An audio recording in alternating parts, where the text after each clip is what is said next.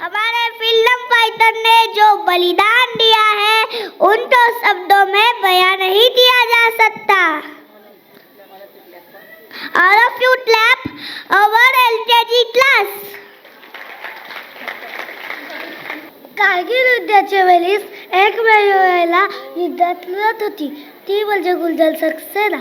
Pilot दलातून एक महिला होती, ती म्हणजे गुलजार. एका आर्मी ऑफिसरच्या मुलीला हे काम अवघड होतं, पण किती कठीण होतं. युद्धभूमीवर जायला चला तर आता आपण बघूया गुलजार सक्सेनाची स्टोरी. थँक्यू. माझे नाव स्वयं मनोज मुईकर. मी आज तुम्हाला APJ अब्दुल कलाम बद्दल थोडी माहिती सांगणार आहे. तुम्हाला माहिती आहे का ते कोण होते? ते आपल्या देशाचे राष्ट्रपती होते आणि महान वैज्ञानिक होते.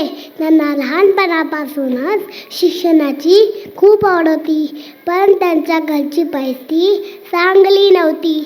त्यांनी असे ठरवले की आपल्या आईवडिलांना मदत करायचे, म्हणून ते रोज सकाळी लवकर उठून न्यूजपेपर विकून पैसे कमवायचे आणि आपल्या आईवडिलांना मदत करायचे. एक दिवशी त्यांच्या शाळेत एक नवीन सर आले. त्यांनी कलामांना मागच्या टेबलवर बसवले. त्यांना फार वाईट वाटले. त्यांनी हार नाही मानली. त्यांनी खूप अभ्यास करून जगाला दाखवून दिले की मागे बसून प्रगती करता येते. मोठे झाल्यानंतर त्यांनी इंडियन एअरफोर्समध्ये भरतीसाठी प्रयत्न केला, पण तिथं 8 जागा भरायच्या होत्या.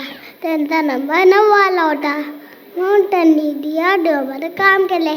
तर त्यांना काही फार आवडले नाही, म्हणून त्यांनी इस्रोमध्ये मिसाईल डिझायनर म्हणून महत्त्वाची भूमिका बजावली. म्हणून त्याला सगळे मिसाईल म्हणून ओळखले जाते. धन्यवाद.